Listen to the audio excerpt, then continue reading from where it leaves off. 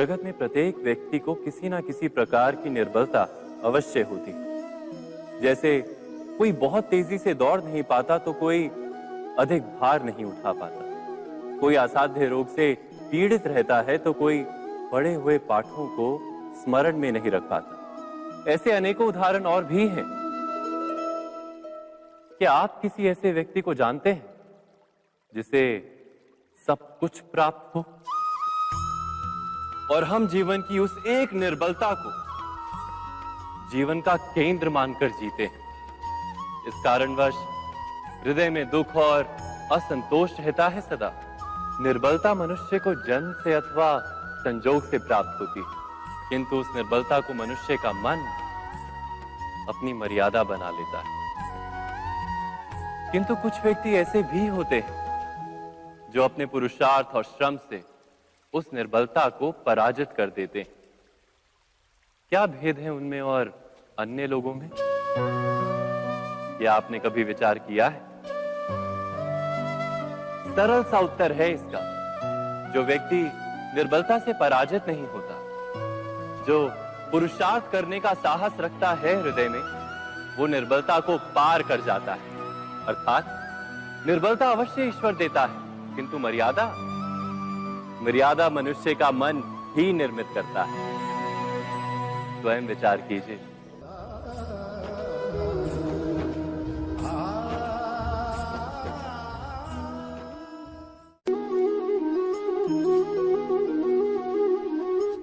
भविष्य का दूसरा नाम है संघर्ष। हृदय में आज इच्छा होती है और यदि पूर्ण नहीं हो पाती तो हृदय भविष्य की योजना बनाता है। भविष्य में इच्छा पूर्ण होगी ऐसी कल्पना करता रहता है, किंतु जीवन ना तो भविष्य में है ना अतीत में। जीवन तो इस क्षण का नाम, अर्थात इस क्षण का अनुभव ही जीवन का अनुभव। पर हम ये जानते हुए भी इतना सा सत्य समझ नहीं पाते। या तो हम बीते हुए समय के स्मरणों को घेर कर बैठे रहते, या फिर आने वाले समय के लिए हम योजनाएं बनाते रहते हैं और जीवन जीवन बीत जाता है।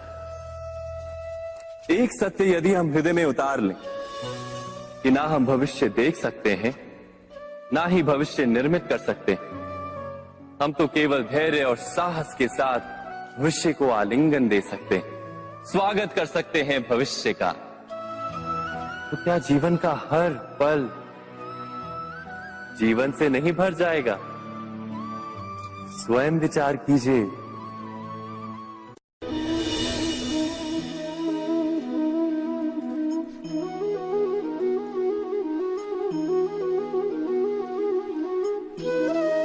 ज्ञान प्राप्ति सदा ही समर्पण से होती है, ये हम सब जानते हैं। किंतु समर्पण का वास्तविक महत्व क्या है? क्या हमने कभी विचार किया? मनुष्य का मन सदा ही ज्ञान प्राप्ति में विभिन्न बाधाओं को उत्पन्न करता है। कभी किसी अन्य विद्यार्थी से ईर्ष्या हो जाती है, कभी पढ़ाए हुए पाठों पर संदेह जन्मता है और कभी गुरु द्वारा दिया गया दंड मन को अहंकार से भर देता है। नहीं, क्या ऐसा नहीं होता? न जाने कैसे कैसे विचार मन को भटकाते हैं और मन की इसी अयोग्य स्थिति के कारण हम ज्ञान प्राप्त नहीं कर पाते। मन की योग्य स्थिति केवल समर्पण से निर्मित होती है। समर्पण मनुष्य के अहंकार का नाश करता है, ईर्ष्या, महत्वाकांक्षा आदि भावनाओं को दूर कर हृदय को शांत करता है और मन को एकाग्र करता है। वास्तव में ईश्वर की सृष्टि में ना ज्ञान की मर्यादा है ना ज्ञानियों की। गुरु दत्तात्रेय ने तो गाय और श्वान से भी ज्ञान प्राप्त कर लिया था। अर्थात विषय ब्रह्म ज्ञान का हो या जीवन के ज्ञान का या गुरुकुल में प्राप्त होने वाले ज्ञान का, उसकी प्राप्ति के लिए गुरु से अधिक महत्व है उस गुरु के प्रति हमारा समर्पण। क्या ये सत्य नहीं?